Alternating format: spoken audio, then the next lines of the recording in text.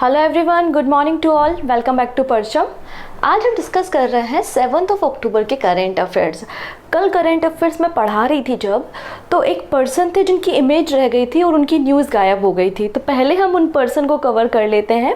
हम दिनेश कुमार खारा जी के बारे में बात कर रहे हैं। एक्चुअली इमेज लगी हुई थी मुनीश कपूर के नीचे, बेसिकली जो एग्जीक्यूटिव डायरेक्टर बने हैं आरबीआई के, और खारा जी की फ़ोटो रह गई थी, न्यूज़ गायब हो गई थी। तो आज हम उस न्यूज़ को कवर कर लेते हैं। तो गवर्नमेंट के द्वारा एसबीआई के जो चेयरमैन है दिनेश कुमार खारा जी, इनका टेन्योर 1 साल के लिए बढ़ा दिया गया है। मतलब अगस्त 2024 तक के लिए इनके टेन्योर को एक्सटेंड कर दिया गया है। क्लियर है? तो दिनेश कुमार खारा जी का टेन्योर जो है वो कब शुरू हुआ था? 7 अक्टूबर 2020 में शुरू हुआ था। 3 ईयर का टर्म था, 3 साल का टर्म था, जो टर्म कंप्लीट हो चुका है। लेकिन फर्दर गवर्नमेंट के द्वारा इनके टेन्योर को एक्सटेंड कर दिया गया है। एट द एज ऑफ 63 में ये रिटायर होंगे या फिर अगस्त 2024 में इनका रिटायरमेंट होगा। क्लियर है? स्टेट बैंक ऑफ इंडिया को हमें पता है इंपीरियल बैंक ऑफ इंडिया के नाम से जानते थे, जिसका फॉर्मेशन 27 जनवरी 1921 में होता है। लेकिन जब हम आज़ाद हो जाते हैं तो हमारी आज़ादी के बाद इसी इंपीरियल बैंक ऑफ इंडिया को हम क्या कहते हैं? SBI, state bank of India कहते हैं, जिसके लिए हम एक एक्ट भी पास करते हैं। कौन सा एक्ट पास करते हैं? तो state bank of India act 1955, जिसके अंतर्गत 1 जुलाई 1955 को एसबीआई एग्जिस्टेंस में आता है। एंड एसबीआई की जो पहली सब्सिडरी होती है, मतलब पहला जो सहायक बैंक होता है, वो कौन सा होता है? स्टेट बैंक ऑफ हैदराबाद होता है। ठीक है, तो ये दिनेश कुमार खारा जी हैं, आपको याद रखना है। एसबीआई के चेयरमैन थे, हैं और 1 साल और रहने वाले हैं। ठीक है, इतनी चीज़ें।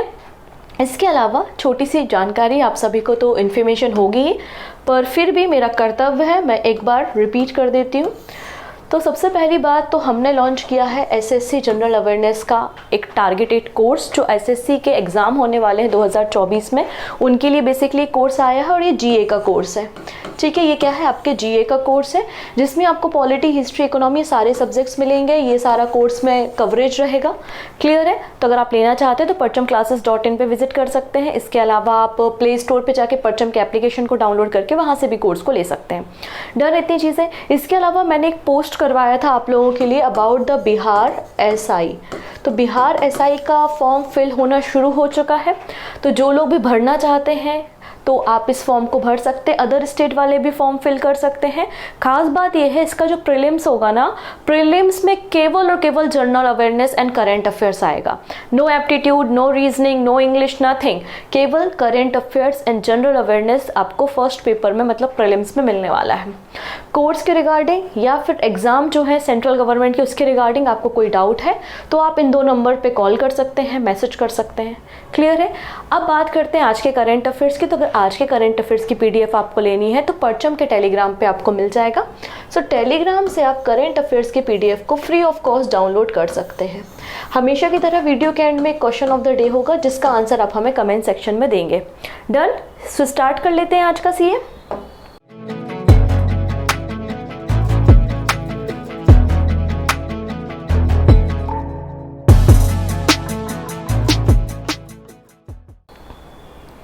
ओके, तो सबसे पहले जिस अवार्ड का हम सभी को बहुत दिनों से इंतज़ार था वो आ चुका है। ठीक है, नोबेल पीस प्राइज़। हम सभी को पता है 6 अलग अलग फील्ड में बेसिकली नोबेल प्राइज़ डिस्ट्रीब्यूट किए जाते हैं, जिनमें सबसे इम्पॉर्टेंट फील्ड जो मानी जाती है वो होती है नोबेल पीस प्राइज़, मतलब शांति के क्षेत्र में दिया गया नोबेल प्राइज़। तो यहाँ पे 2023 के नोबेल प्राइज़ अनाउंस हो चुके हैं। ये जो पर्सन दिखाई दे रही हैं, इनका नाम क्या है? इनका नाम है नरगेश मोहम्मदी। क्या नाम है इनका? नरगेश मोहम्मदी इनका नाम आपको देखने को मिलेगा। ठीक है, मेरा पेन गायब हो गया है। ओके, तो ये है नरगेश मोहम्मदी। इन्हें 2023 के लिए नोबेल पीस प्राइज़ दिया जाएगा। फिलहाल ये जेल में है और ये ईरान की एक एक्टिविस्ट है। इन्होंने जो ईरान में एट्रोसिटी, अत्याचार होते थे वीमेंस के अगेंस्ट, और वीमेन के राइट के लिए काफ़ी लंबे समय तक कैंपेन रन किया है, प्रोटेस्ट किया है। इसके अलावा इन्होंने कैंपेन भी रन किया था कि जो डेथ पेनल्टी होती है उसको हटा दिया जाए, उसको ख़त्म कर दिया जाए। तो ईरान से हैं ये, ईरान की एक्टिविस्ट है, फिलहाल जेल में है, पर इन्हें 2023 के लिए नोबेल प्राइज़ दिया गया है। इनका नाम है नरगेश मोहम्मदी। ठीक है, इतनी चीज़ें। अब एक बहुत शानदार सा क्वेश्चन मुझे मिला यूपीएससी का, तो वो क्वेश्चन मैं आपके लिए लेकर आई हूँ। यहाँ पर नोबल पीस प्राइज़ के रिगार्डिंग आपको दो स्टेटमेंट देखने को मिलेंगे, सही क्या है आपको बताना है। पहला लिखा है कि Nobel peace prize is one of the 5 Nobel prizes set up by the bill of Swedish industrialist of Alfred Nobel. तो अल्फ्रेड नोबल जी का जो बिल था, ठीक है, उन्होंने अपनी एक बिल बनाई थी। उस बिल में उन्होंने 5 अवार्ड्स के बारे में लिखा था कि मेरी जो वेल्थ है, मेरा जो पैसा है, वो इन अवार्ड में एज अ प्राइज मनी दिया जाए, जो भी अलग अलग सेक्टर में लोग कंट्रीब्यूट करते हैं और मैन काइंड के लिए काम करते हैं। ठीक है, इस तरीके से इन्होंने अपनी बिल बनाई थी। तो उनके बिल के जो 5 अवार्ड्स थे उनमें से क्या एक नोबल पीस प्राइज़ है, पहला। सेकेंड है, सिंस 2020 से ये जो नोबल प्राइज़ है वो यूनिवर्सिटी ऑफ ओस्लो के एट्रियम में दिया जा रहा है। क्या स्टेटमेंट यहाँ पे करेक्ट है? तो मैं आपको बता दूँ, ये दोनों के दोनों स्टेटमेंट यहाँ पे बिल्कुल सही है। तो सही आंसर हो जाएगा option 3, both A and B. Done. Basically हुआ क्या था मैं आपको बता देती हूँ। अल्फ्रेड नोबल स्वीडन के व्यक्ति थे, ठीक है। इन्हें बेसिकली डायनामाइट के इन्वेंशन के लिए जाना जाता है, ठीक है। 1896 में इनकी डेथ हो गई थी। इनका एक बिल था, उस बिल में इन्होंने कहा था इनके जो इनके जो असेट हैं उसका इस्तेमाल जो है वो एज अ प्राइज़ मनी किया जाए, और 5 नोबल प्राइज़ के बारे में इन्होंने बताया था, ठीक है। 1901 में पहली बार इन अवार्ड को डिस्ट्रीब्यूट किया गया था। वो 5 फील्ड कौन कौन सी थी? तो फिजिक्स थी, chemistry, medicine, literature and peace, इन 5 फील्ड में दिया जाता था। बाद में इकोनॉमिक्स की फील्ड को बाद में ऐड किया गया। तो पहले केवल 5 फील्ड में दिया जाता था नोबल प्राइज़। इकोनॉमिक्स का जो प्राइज़ है नोबल प्राइज़, जो अभी अनाउंस नहीं हुआ है, इसको 1968 में शुरू किया गया था। क्लियर है इतनी चीज़ें? तो ये आपको याद रखना है। नेक्स्ट बात कर लेते हैं, अभी तक जो रेड क्रॉस है, रेड क्रॉस के बारे में आपने सुना होगा। रेड क्रॉस बेसिकली जो आपका पीस प्राइज़ होता है ना, वो किसी इंडिविजुअल या किसी ऑर्गेनाइजेशन को दिया जाता है। तो यहाँ पर एक ऑर्गेनाइजेशन है, आप बोल सकते हैं स्विट्ज़रलैंड बेस्ड एक इंटरनेशनल कमिटी है जिसका नाम है रेड क्रॉस। उसको अभी तक सबसे ज़्यादा बार 3 बार पीस प्राइज़ दिया जा चुका है, 1917 में, 1944 में एंड 1963 में। अब ये जो आपको लिस्ट दिख रही है ये है VVIP लिस्ट। इस लिस्ट को रट लेना है। अब आप कैसे रटते हैं ये आपका हेडेक है, लेकिन इसको रटना है, ठीक है। मैं बात करने वाली हूँ 9 इंडियन के बारे में जिनको नोबेल प्राइज़ अभी तक मिल चुके हैं अलग अलग फील्ड में। सबसे पहले बात करते हैं रविन्द्रनाथ टैगोर। इनके बारे में पूछा जाना इस बार बहुत इम्पॉर्टेंट है, पूछा जा सकता है, क्योंकि शांति निकेतन को अभी यूनेस्को की साइट में शामिल किया और 41 नंबर की यूनेस्को साइट शांति निकेतन बन गया है, ठीक है। तो रविन्द्रनाथ टैगोर जी के बारे में क्वेश्चन पूछा जा सकता है। इनको 1913 में लिटरेचर की फील्ड में, साहित्य के क्षेत्र में जो है वो नोबेल प्राइज़ मिला था। अगले पर्सन है CV रमन। ये पहले व्यक्ति हैं जिनको फिजिक्स की फील्ड में नोबेल प्राइज़ मिला था 1930 में। हरगोविंद खुराना, इन्हें 1968 में मेडिसिन की फील्ड में मिला था। अभी तक केवल और केवल 2 ही इंडियन हैं, 2 इंडियन हैं या इंडियन ओरिजिन जैसा भी मानो, 2 इंडियन हैं जिनको पीस प्राइज़ दिया गया है, जिनको पीस प्राइज़ मिला है। पहली है मदर टेरेसा जिन्हें 1979 में मिला था, और दूसरे हैं कैलाश सत्यार्थी। इन्हें 2014 में पीस प्राइज़ दिया गया था, और कैलाश सत्यार्थी जो है वो MP से बिलोंग करते हैं, ठीक है। नेक्स्ट बात करते हैं सुब्रमण्यम चंद्रशेखर। इन्हें 1983 में फिजिक्स की फील्ड में मिला था। अमृत सेन, इनके बारे में एग्जाम में क्वेश्चन बन चुका है। इन्हें इकोनॉमिक्स की फील्ड में 1998 में दिया गया था नोबेल प्राइज़। फिर है वेंकटरमण रामकृष्णन, 2009 में केमिस्ट्री की फील्ड में। और सबसे लेटेस्ट जो है वो अभिजीत बैनर्जी हैं। अभिजीत बैनर्जी ने 2019 में इकोनॉमिक्स के सेक्टर में जो है वो नोबेल प्राइज़ दिया गया था। तो ये आपको याद करनी है लिस्ट। नेक्स्ट बात करते हैं, यहाँ पे ये सारी स्लाइड्स इंपॉर्टेंट हैं, आप भी समझ पा रहे होंगे कैसे। अब ये नोबेल प्राइज़ डिस्ट्रीब्यूट करने के लिए एक नोबेल फाउंडेशन बनाया गया था, और नोबेल फाउंडेशन जो कि नोबेल प्राइज़ के फाइनेंस को एडमिनिस्ट्रेट करेगा, तो इसका फॉर्मेशन 1900 में हुआ था। क्लियर है? अब यहाँ पे बोला जा रहा है कि 2020 से सिंस 2020 ये जो नोबेल पीस प्राइज़ है ये यूनिवर्सिटी ऑफ ओस्लो के एट्रियम में दिए जा रहे हैं। इसके पहले ये प्राइज़ कहाँ दिए जाते थे? तो ओस्लो सिटी हॉल में दिए जाते थे या फिर पार्लियामेंट में दिए जाते थे। अच्छा, ये वही जगह है जहाँ पे एबल प्राइज़ भी डिस्ट्रीब्यूट किए जाते हैं, ठीक है। चलिए नेक्स्ट पर्सन के बारे में बात करते हैं हम, उडई के बारे में, ठीक है। उडई क्या होता है? Unique identification authority of India UIDAI कहलाता है। बेसिकली उडई एक स्टैच्यूटरी बॉडी है, एक स्टैच्यूटरी अथॉरिटी है जिसका मकसद है भारत के हर एक व्यक्ति के पास एक इंडिविजुअल एक आइडेंटिटी हो, एक यूनिक आइडेंटिटी हो, इसलिए आधार कार्ड को जनरेट किया गया। तो एक सिंपल सा क्वेश्चन है मेरा आपसे कि आधार कार्ड या आपकी जो यूनिक आईडी होती है वो कितने डिजिट की आईडी होती है, मतलब आधार कार्ड में जो आधार नंबर है आपका वो कितने डिजिट का होता है, ये बात आप हमें बताइएगा कमेंट में। क्लियर है? क्वेश्चन क्लियर है? पहला क्वेश्चन आपको, लास्ट क्वेश्चन आपको वीडियो के एंड में मिल जाएगा। सो यहाँ पे एक आधार एक्ट 2016 पास किया गया by the ministry of electronics and information technology. इनके द्वारा उडई का फॉर्मेशन हुआ, मतलब unique identification authority of India का फॉर्मेशन हुआ।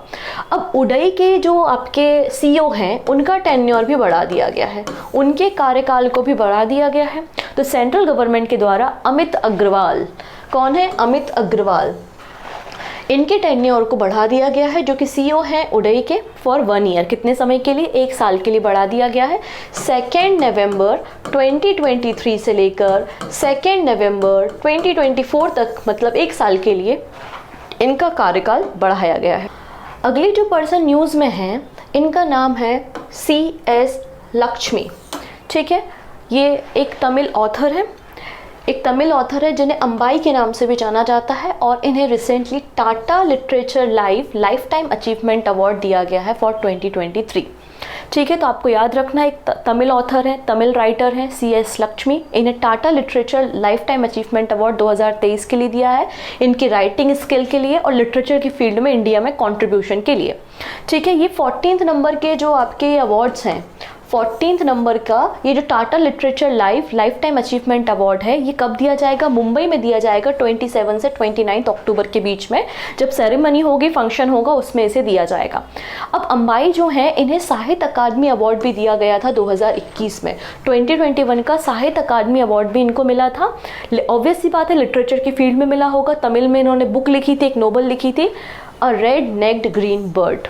ठीक है, ओके, नेक्स्ट पर्सन के बारे में बात करते हैं। अब ये जो अवार्ड है, ये अवार्ड बहुत पहले अनाउंस किए गए थे, केवल एक अवार्ड छूट गया था जिसको अभी रिसेंटली दे दिया गया। मैं बात करने वाली हूँ कि साहित्य अकादमी अवार्ड जो होता है, तो साहित्य अकादमी अवार्ड बाल साहित्य पुरस्कार को डिस्ट्रीब्यूट करता है। ठीक है, ये जो बाल साहित्य पुरस्कार होते हैं, हमारे कॉन्स्टिट्यूशन का जो शेड्यूल नंबर 8 है, शेड्यूल नंबर 8 की जो 22 लैंग्वेज हैं और राजस्थानी भाषा, इन सभी अलग अलग भाषाओं में बेसिकली साहित्य अकादमी बाल साहित्य पुरस्कार को डिस्ट्रीब्यूट करती है। ठीक है, ये अवार्ड बहुत पहले ही अनाउंस हो चुके थे। मैं आपको लिस्ट भी दिखाती हूँ, ये पूरी लिस्ट है बेसिकली, आप इसको जूम करके जो PDF में देख लेना। तो अलग अलग भाषाओं में जो बाल साहित्य पुरस्कार दिए गए थे साहित्य अकादमी के द्वारा, ये बहुत पहले दिए जा चुके थे। केवल और केवल मणिपुर का जो था अवार्ड वो बचा हुआ था, और कहा था कि मणिपुर की जो लैंग्वेज है उसके लिए हम बाद में अवार्ड अनाउंस करेंगे। सो फाइनली अनाउंसमेंट हुआ है, इसलिए हम मणिपुर लैंग्वेज के बारे में जान लेते हैं। एक और कहानी मैं आपको बता देती हूँ कि यहाँ पर ये जो सारे अवार्ड हैं उसमें केवल कश्मीरी लैंग्वेज के लिए इस साल अवार्ड नहीं दिया गया है। तो अगर आपसे पूछ लिया जाए कि बाल साहित्य पुरस्कार 2023 किस भाषा के लिए नहीं दिया गया है, सो आंसर हो जाएगा कश्मीरी लैंग्वेज के लिए नहीं दिया है। क्लियर है? अब आपका काम क्या होता है, देखो हिंदी और इंग्लिश वाले तो सबको याद करने होते हैं, कॉमन होते हैं फॉर ऑल। इसके अलावा अगर आप मणिपुर से बिलोंग करते हैं तो मणिपुरी लैंग्वेज में, आप अगर बात करते हैं तमिल में, तेलुगु में, तो आप अपने जिस स्टेट में रहते हैं उस स्टेट में जो पर्टिकुलर लैंग्वेज चलती है उस सेक्टर में अगर कोई अवार्ड दिया गया है तो आप उसे याद रख लेंगे। जैसे गुजरात के लोग गुजराती का याद रख लेंगे, महाराष्ट्र के लोग मराठी के लिए याद रख लेंगे। समझ आ रहा है? तो क्योंकि अलग अलग पूरी लैंग्वेज में यहाँ पे अवार्ड दिए जाते हैं। तो अभी हम केवल और केवल मणिपुर लैंग्वेज के बारे में बात कर रहे हैं जिसको रिसेंटली अनाउंस किया गया है। क्लियर है? तो हमने ये सीख लिया कि बाल साहित्य पुरस्कार जो है वो साहित्य अकादमी देती है। ठीक है, 8 शेड्यूल की सभी भाषाएं इंक्लूडेड राजस्थानी लैंग्वेज में इसे दिया जाता है। इन अवार्ड की शुरुआत 2010-2010 में की गई थी। कोई भी ऐसा रचनाकार या कोई भी ऐसा राइटर जो अपनी बुक्स बच्चों के लिए लिखता है, चिल्ड्रंस की पोयम या फिर चिल्ड्रंस के लिए जो बुक लिखी जाती है, उनको बाल साहित्य पुरस्कार दिया जाता है बेसिकली, जिसमें 50,000 रुपीज़, कितना रुपये? 50,000 रुपये यहाँ पे प्राइज मनी बेसिकली होती है। तो मैं बात करने वाली हूँ यहाँ पे दिलीप नोंगमेथम के बारे में। तो दिलीप नोंगमेथम ये एक मणिपुरी राइटर है और इनकी जो बुक है आप देख सकते हैं, इबेम्मा अमनसंग नगेम्बाव। इस बुक के लिए बेसिकली मणिपुरी लैंग्वेज में है, हो सकता है मैं गलत पढ़ जाऊँ इसको, तो इसके लिए इन्हें ये अवार्ड दिया गया है जिसका नाम है बाल साहित्य पुरस्कार। चलिए अब यहाँ पे एशियन गेम्स चल रहे हैं, मैं डेली 1-2 प्लेयर्स के नाम आपको याद कराती हूँ जिससे आपको लास्ट टाइम पे कोई बर्डन ना हो, बार बार ये नाम आपकी आंखों के सामने से आए तो आपको सारी चीज़ें याद हो जाएं। तो सबसे पहले हम यहाँ पे बात कर लेते हैं ज्योति के बारे में। तो मैंने पहले भी बताया था आर्चरर है। तो यहाँ पर देखिएगा जो वीमेंस कंपाउंड आर्चरी टीम है उसने यहाँ पर गोल्ड मेडल हासिल किया है एशियन गेम्स में। इंडियन आर्चरर ज्योति, अदिति एंड प्रणीत कौर, इन लोगों ने गोल्ड मेडल जीता है वीमेंस कंपाउंड आर्चरी टीम में। इसके अलावा अगर हम बात करते हैं स्क्वॉश मिक्स डबल के बारे में, तो इसमें भी हमने गोल्ड मेडल जीता है जिसमें आपको दीपिका पल्लिकर एंड हरिंदर पाल संधू देखने को मिलेंगे। मलेशिया की टीम को डिफीट करके हमने ये मेडल हासिल किया है। डन। नेक्स्ट बात कर लेते हैं। चलिए अब ये भी एक बहुत बड़ी अचीवमेंट की बात है क्योंकि आज तक के इतिहास में जब से यहाँ पर AIBD जो बॉडी है उसका फॉर्मेशन हुआ है तब से अभी तक कोई भी कंट्री लगातार तीसरी बार प्रेसिडेंट नहीं बना है और इंडिया लगातार तीसरी बार AIBD का प्रेसिडेंट बनी है। तो ये भी एक अचीवमेंट की बात है। क्या है ये AIBD? तो आइए इसके बारे में हम बात करते हैं। So India re elected as a president of AIBD for the 3rd successive time, या फिर भारत लगातार तीसरी बार AIBD का अध्यक्ष चुना गया है, प्रेसिडेंट चुना गया है। AIBD एक इंटरनेशनल ऑर्गेनाइजेशन है, ठीक है, जिसका पूरा नाम है Asia Pacific institute for broadcasting development. क्या नाम है? Asia Pacific institute for broadcasting development, ये इसका पूरा नाम है। इसके पहले 2018 से लेकर 2021 तक, फिर 2021 से लेकर 2023 तक भारत जो है AIBD का प्रेसिडेंट रह चुका है। अब तीसरी बार यहाँ पे ये प्रेसिडेंट बन रहा है। AIBD का one of the founding member भी इंडिया है और इंडिया को रिप्रेजेंट कौन करता है? तो इंडिया को रिप्रेजेंट यहाँ पे करती है प्रसार भारती, जो इंडियन पब्लिक सर्विस ब्रॉडकास्टर है, जो कि आपकी ministry of information and broadcasting government of India के अंदर काम करने वाली एक संस्था है। AIBD का फॉर्मेशन 1977 मतलब 1977 में किया गया था। क्लियर इतनी चीज़ें। नेक्स्ट बात क्या है कि 21 नंबर की जनरल कॉन्फ्रेंस अभी AIBD की हुई थी, Asia Pacific institute for broadcasting की 21 नंबर की जो कॉन्फ्रेंस हुई थी वो कहाँ हुई थी? पोर्ट लुइस में हुई थी। पोर्ट लुइस में हुई थी 2 से लेके 4 अक्टूबर के बीच में। और इसको चेयर किसने किया था? तो मैंने कहा था कि प्रसार भारती जो है वो इंडिया का रिप्रेजेंटेटिव है यहाँ पे। सो प्रसार भारती के प्रेसिडेंट या फिर कह सकते हैं कि CEO of the Prasar Bharati Gaurav Dwivedi यहाँ पे प्रेसिडेंट थे AIBD के कॉन्फ्रेंस के लिए। क्लियर है? चलिए नेक्स्ट बात करते हैं। अब कुछ स्टेट न्यूज़ हम देखेंगे। सबसे पहले जो न्यूज़ है वो बहुत इंपॉर्टेंट है। हम बात कर रहे हैं अरुणाचल प्रदेश के याक चुरपी के बारे में। मैं आपको बता दूं कि अरुणाचल प्रदेश की जो याक है, जिसको हम अरुणाचली याक कह रहे हैं, एकमात्र इंडिया की रजिस्टर याक है, ठीक है, पहली चीज़। और पहली बार कोई मिल्क प्रोडक्ट जो है, जो याक का जो मिल्क है, पहली बार इस तरीके के प्रोडक्ट को GI टैग दिया जा रहा है, तो ये अपने आप में खास हो जाता है, ठीक है, इतनी चीज़ें। तो हम बात कर रहे हैं याक चुरपी के बारे में। तो अरुणाचल प्रदेश की याक चुरपी को बेसिकली GI टैग मिला है। ये याक चुरपी क्या होती है? तो याक चुरपी एक नेचुरली फर्मेंटेड मिल्क प्रोडक्ट है बेसिकली, जो अरुणाचल प्रदेश की याक के द्वारा प्राप्त किया जाता है और इसे GI टैग मतलब जोग्राफिकल इंडिकेशन टैग दिया गया है। हम पूरी कहानी को थोड़ा सा डिटेल में समझते हैं। फर्स्ट एवर याक मिल्क प्रोडक्ट, पहली बार कोई याक मिल्क प्रोडक्ट है, चाहे वो भारत के किसी भी राज्य का हो, उसे यहाँ पे GI टैग दिया है। ये अरुणाचल प्रदेश का याक चुरपी को बेसिकली GI टैग दिया है। चुरपी जो है वो एक मिल्क प्रोडक्ट है जो अरुणाचल प्रदेश की याक के द्वारा बनाया जाता है। ये यूनिक तरीके की याक की ब्रीड है जो कि आपको West Kameng and Tawang district of Arunachal Pradesh में देखने को मिलेगी। अब ये याक चुरपी क्या होती है? तो मैंने बताया कि नेचुरली फर्मेंटेड मिल्क प्रोडक्ट होता है जो कि याक मिल्क से तैयार होता है, इसे ही GI सर्टिफिकेशन दिया गया है। अभी अरुणाचली जो याक है, इनको रेयर करने का काम या इनको जो चरवाहे होते हैं चराने का काम जो एक ट्राइब करती है, उसका नाम है ब्रोकपस, ठीक है, तो ये आपको याद रखना है। नेक्स्ट बात करते हैं MP से। अभी देखो हो क्या रहा है ना, चुनाव का माहौल है, तो चुनाव के माहौल में वोट बैंक की राजनीति तो आप लोग जानते हैं, तो चुनाव के माहौल में अलग अलग स्कीम्स अनाउंस होती हैं, तो उसी क्रम में एमपी गवर्नमेंट ने भी यहाँ पे कुछ घोषणाएं की हैं और एमपी गवर्नमेंट के द्वारा कहा गया है कि स्टेट जो एग्ज़ाम है उसमें एमपी की जो फीमेल्स हैं या वीमेंस जो हैं उनको 35% रिजर्वेशन दिया जाएगा। तो Madhya Pradesh announce 35% reservation for womens in the government job. तो मध्य प्रदेश ने सरकारी नौकरियों में महिलाओं के लिए 35% आरक्षण की बात की है और एक नोटिफिकेशन इशू किया है, लेकिन कहा गया है ये जो 35% रिजर्वेशन होगा ये फॉरेस्ट डिपार्टमेंट की जॉब्स के लिए नहीं होगा, फॉरेस्ट डिपार्टमेंट की जॉब्स के लिए नहीं होगा। तो गवर्नमेंट के द्वारा एक अमेंडमेंट लाया गया है, Madhya Pradesh civil service rules 1997 में अमेंडमेंट किया गया और इसमें फिर 35% रिजर्वेशन फॉर वीमेन जोड़ा गया इन द स्टेट। एमपी पहला स्टेट है जिसने 50% रिजर्वेशन देके रखा है वीमेंस को पंचायत एंड अर्बन बॉडीज़ के इलेक्शन में। क्लियर है। इसके अलावा 30% रिजर्वेशन पुलिस की नौकरी में मिलता है और अगर कोई वीमेन मतलब कोई भी घर होता है, ज़मीन प्रॉपर्टी होती है, अगर वीमेन के नाम पे उसकी रजिस्ट्री हो रही है तो एक्स्ट्रा जो आप कह सकते हैं कि टैरिफ या डिस्काउंट भी मिलता है।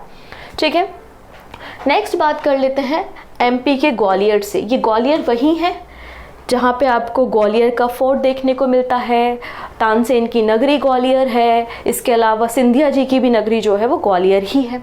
तो हम उसी ग्वालियर के ऊपर बात करने वाले हैं। PM inaugurated the country's first high tech sports training centre. तो प्राइम मिनिस्टर मोदी ने हमारे देश का पहला हाईटेक, आप देख सकते हैं, हाईटेक स्पोर्ट ट्रेनिंग सेंटर दिव्यांगजन के लिए ओपन किया है। किसके लिए? दिव्यांगजन, जो भी फिजिकली हैंडीकैप्ड पर्सन होते हैं या दिव्यांगजन होते हैं, वो अपना स्पोर्ट में उनको पार्टिसिपेशन को बढ़ाने के लिए या फिर उनको इनकरेज करने के लिए इस हाईटेक ट्रेनिंग सेंटर को ओपन किया है और पूरे इंडिया के अलग अलग स्टेट से जो भी दिव्यांगजन है वो यहाँ पर आके ट्रेनिंग ले सकते हैं। अभी जो ट्रेनिंग ओपन की गई है इसका नाम क्या है? तो नाम है PM Atal Bihari Vajpayee. Prime minister Atal Bihari Vajpayee ji के नाम पे इस ट्रेनिंग सेंटर का नाम रखा है अटल बिहारी ट्रेनिंग सेंटर। कहाँ पर है? ग्वालियर, मध्य प्रदेश में। डन। नेक्स्ट बात कर लेते हैं, यहाँ पर एक और हम यूनिवर्सिटी के बारे में बात करने वाले हैं जो तेलंगाना में सेटअप की जा रही है। ठीक है, Sarakka central tribal university approve for Telangana. तो बेसिकली अभी यूनियन कैबिनेट की मीटिंग हुई थी जिसको चेयर कर रहे थे प्राइम मिनिस्टर मोदी, और इस यूनियन कैबिनेट की मीटिंग में बेसिकली एक अमेंडमेंट लाया गया। अमेंडमेंट क्या था? तो आप देख सकते हैं पार्लियामेंट में एक बिल लाया गया था जिसका नाम है सेंट्रल यूनिवर्सिटी अमेंडमेंट बिल 2023, जो कि सेंट्रल यूनिवर्सिटी एक्ट 2009 में चेंजेस करता है। और इसी चेंजेस के अंतर्गत तेलंगाना के मुलुगु डिस्ट्रिक्ट में एक यूनिवर्सिटी सेटअप की गई है जिसका नाम है समक्का सराका सेंट्रल ट्राइबल यूनिवर्सिटी। अब ये नाम इस तरीके से क्यों है? तो बेसिकली ट्राइबल की जो गॉडेस हैं, ट्राइबल्स में जो देवी देवताओं की वो पूजा करते हैं, उन्हीं के नाम पे बेसिकली इस यूनिवर्सिटी का नाम रखा गया है जिसका नाम है समक्का एंड सराका ट्राइबल यूनिवर्सिटी। कहाँ पर बनाई जा रही है, कहाँ पे सेटअप हो रही है? तेलंगाना में, जिसके लिए 889 करोड़ रुपए का बजट भी यहाँ पे रखा गया है। ठीक है, आर्ट एंड कल्चर से रिलेटेड कोई भी यहाँ पे ग्रेजुएशन करना चाहता है, नॉलेज लेना चाहता है, तो वो यहाँ पे आके पढ़ाई कर सकता है। ओके है, चलिए अब बात करते हैं अगेन उज्ज्वला योजना के बारे में। बस छोटी सी कहानी है, यहाँ पर वापस से जो सब्सिडी है वो इंक्रीज़ कर दी गई है 100 रुपये से। कुछ दिन पहले बोला था कि उज्ज्वला योजना के अंतर्गत जो सिलेंडर्स लेते हैं, गैस सिलेंडर, उसमें 200 रुपीज़ की सब्सिडी दी जाएगी और सब्सिडी डायरेक्टली आपके बैंक अकाउंट में आएगी, लेकिन अब उसको बढ़ाकर 300 रुपये कर दिया है। तो हमारे पास न्यूज़ केवल इतनी से है कि यूनियन गवर्नमेंट ने जो सब्सिडी है एलपीजी गैस सिलेंडर पे उज्ज्वला स्कीम के अंतर्गत उसको 200 रुपीज़ से बढ़ाकर 300 कर दिया है। हमारे लिए जानना ये ज़रूरी है कि प्रधानमंत्री उज्ज्वला योजना को कब लॉन्च किया गया? तो इसे 2016 में लॉन्च किया गया था। डन। नेक्स्ट बात कर लेते हैं, ये जो मैप दिखाई दे रहा है ये चाइना का मैप है। ठीक है, ये चाइना का मैप है। ये आपका ताइवान स्ट्रेट है, यहाँ पे ताइवान है जिसकी कैपिटल ताइपे आपको दिखाई दे रही है। इस चाइना में आपको दो एरिया दिखाई दे रहे होंगे, एक है फुजोंग और एक है ज़ियमिन। इनके बीच में हाई स्पीड रेल की शुरुआत हो रही है, जो कि चाइना की पहली क्रॉस सी बुलेट ट्रेन है। ठीक है, तो इसी के बारे में हम बात कर रहे हैं। और इस रेलवे लाइन का नाम क्या रखा है? फुजू जाइमिन जेंगजू रेलवे लाइन इसका नाम बेसिकली देखने को मिलेगा। तो चाइना की पहली क्रॉस सी बुलेट ट्रेन है जो ताइवान स्ट्रेट के पास ओपन हो रही है, इनॉग्रेट हो गई है। लगभग 277 किलोमीटर के डिस्टेंस को ये कवर करेगी और इसकी जो टॉप स्पीड है वो 350 किलोमीटर पर आवर की देखने को मिल जाएगी। क्लियर? अभी छोटी सी जानकारी है क्योंकि रिसेंटली मॉनेटरी पॉलिसी कमेटी की मीटिंग हुई और मीटिंग को चेयर कर रहे थे आरबीआई के गवर्नर शक्तिकांत दास जी। दिसंबर तक अगर आपके पेपर है तो आप इस डेटा को फॉलो कर सकते हैं। दिसंबर के बाद अगर आपका पेपर है, जैसे कि जनवरी में है या फरवरी में है, तो वापस से मॉनेटरी पॉलिसी आएंगे, तब आपको वापस से अपडेटेड याद करनी पड़ेंगी, क्योंकि आपको पता है कि बार बार मीटिंग होती है मॉनेटरी पॉलिसी की और बार बार इनमें चेंजेस होते हैं। तो फिलहाल के लिए जैसे कि रेपो रेट 6.5% है, फिर इसके अलावा बैंक रेट 6.75%, SLR 18%, CRR 4.50% और GDP ग्रोथ फाइनेंशियल ईयर 24 के लिए अनचेंज है 6.5%। ठीक है, तो ये आप अभी देख लीजिए, दिमाग में रखिए, लेकिन जब आप एग्जाम देने जाओ तो उसके पहले एक बार गूगल करके जाना। ठीक है, चलिए अंत में बात कर लेते हैं कुछ MCQ के बारे में। एक क्वेश्चन मैं आपसे पूछ चुकी हूँ कि आधार जो आपका होता है नंबर, उसमें कितने डिजिट होते हैं। सेकेंड क्वेश्चन आपको अभी मिल जाएगा।